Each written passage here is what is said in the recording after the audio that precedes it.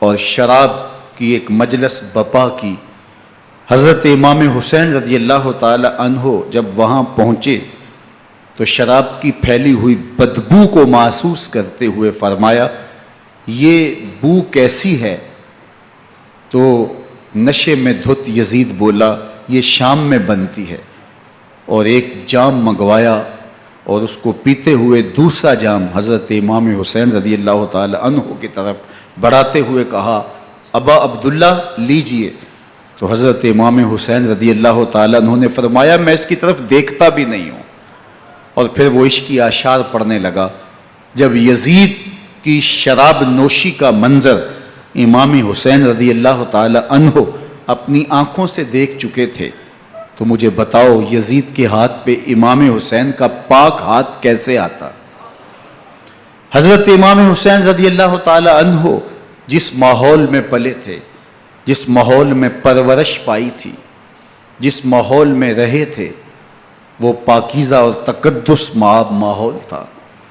اور یزید کبھی اطراف دمشق میں، کبھی غوطہ میں، کبھی الخزرہ محل میں، اور کبھی کہاں اور کبھی کہاں داد عیش دیتا رہا اور لہو و لعب کے اندر مصروف رہا. اور اس کی زندگی ان چیزوں سے عبارت تھی. وہ محرمات کو حلال قرار دیتا، شراب نوشی اس کی ہڈیوں میں رچی ہوئی تھی، اور شریعت بیضا کا مذاق اڑایا کرتا. اور حسین ابن علی رضی اللہ تعالی عنہ کی دوستیاں جن لوگوں سے تھی وہ عبداللہ ابن عباس تھے، عبداللہ ابن عمر تھے، حضرت عبد الرحمن بن ابو بکر رضی اللہ تعالی عنہ تھے. یزید تو جوا کھیلتا رہا، یزید تو قمار بازی کرتا رہا، یزید تو شراب نوشی کرتا رہا، اور حسین ابن علی مسجد نبوی کے منبر میں حضور کے پہلوؤں میں بیٹھتے رہے. اللہ اکبر. حسین کے لیے پیغمبر کے سجدوں کو طول دیا جا رہا ہے. حضرت سیدہ فاطمہ الزہرا رضی اللہ تعالی عنہ کے گھر کے قریب سے گزرے تو حضرت امام حسین کے رونے کی آواز آ رہی تھی. تو آقا کریم علیہ السلام نے فرمایا کہ فاطمہ حسین کو چپ کرواؤ. الا تعلمی ان بقاءہ یوزینی، تو جانتی نہیں حسین کا رونا مجھے دکھ دیتا ہے. حسین ابن علی کو حضور رونے نہیں دیتے تھے، ان کو دکھی نہیں ہونے دیتے تھے، کیونکہ رسول اللہ صلی اللہ علیہ وسلم جانتے تھے کہ یہ کتنے دکھ سہے گا، کتنی تکلیفوں سے گزرے گا اور کتنے مصائب سہے گا. زمانے نے وہ گھڑیاں بھی دیکھیں کہ حضرت حذیفہ بن یمان رضی اللہ تعالی عنہ فرماتے ہیں کہ میں حضور کی خدمت میں نماز مغرب کی ادائیگی کے لیے حاضر ہوا، اور میں نے یہ اجازت خاص طور پہ اپنی ماں سے اس شرط پہ لی تھی کہ امی آپ مجھے اجازت دیں، میں حضور کی خدمت میں حاضر ہوتا ہوں، مغرب کی نماز بھی ادا کروں گا، اور پھر حضور سے عرض کروں گا حضور میرے لیے اور میری ماں کے لیے بخشش کی دعا کر دیجئے.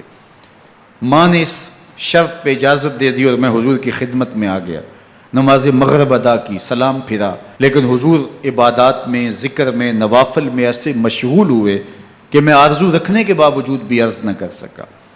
خیر نماز عشاء کا وقت ہوا، اذان پکاری گئی، حضور مصلی پہ آئے، نماز پڑھی، سلام پھرا، اور حضور اٹھے اور کاشانہ اقدس کی طرف چل دیے. اب میرے دل میں یہ خیال رہ کے آ رہا تھا کہ ماں کو کیا جواب دوں گا. میں تو حضور سے بخشش و مغفرت کی دعا کروا ہی نہیں سکا. جب حضور چل پڑے تو غیر ارادی طور پہ میں بھی حضور کے پیچھے چل پڑا. تو حضور نے رخ پھیرے بغیر فرمایا من ھذا، میرے پیچھے پیچھے کون آ رہا ہے؟ پھر خود ہی کہا حذیفہ تو نہیں. تو میرا دل دھڑک رہا تھا. قلت نعم، میں نے کہا جی حضور میں حذیفہ ہوں. فرمایا ما حاجتک غفر اللہ لک ولامک، کیا کام ہے؟ اللہ تجھے بھی بخش دے، تیری ماں کو بھی بخش دے. اب جو کام تھا وہ جنبش لب سے پہلے ہی ہو گیا. یہاں تو لفظوں کا سہارا بھی نہیں لینا پڑتا، وہ بند لبوں کی بولیاں بھی سنتے ہیں. اقبال بولا ہے فروغت صبح آثار و دہور، چشم تو بینندائے ما فی الصدور، تیری نظر تو سینوں کے چھپے راز بھی دیکھتی ہے.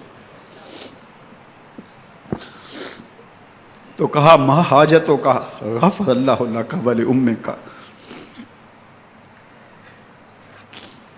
اللہ تجھے بخش دے، تیری ماں کی بھی مغفرت کر دے، کیا کام ہے؟ اب جو کام تھا وہ تو ہو گیا۔ تو میرے حضور نے ارشاد فرمایا حذیفہ سنو، ابھی ابھی ایک فرشتہ آیا ہے جو اس سے قبل دھرتی پر پہلے کبھی نہیں آیا، آج پہلی مرتبہ اللہ سے اجازت لے کے 2 کام کرنے آیا ہے۔ ایک تو مجھے سلام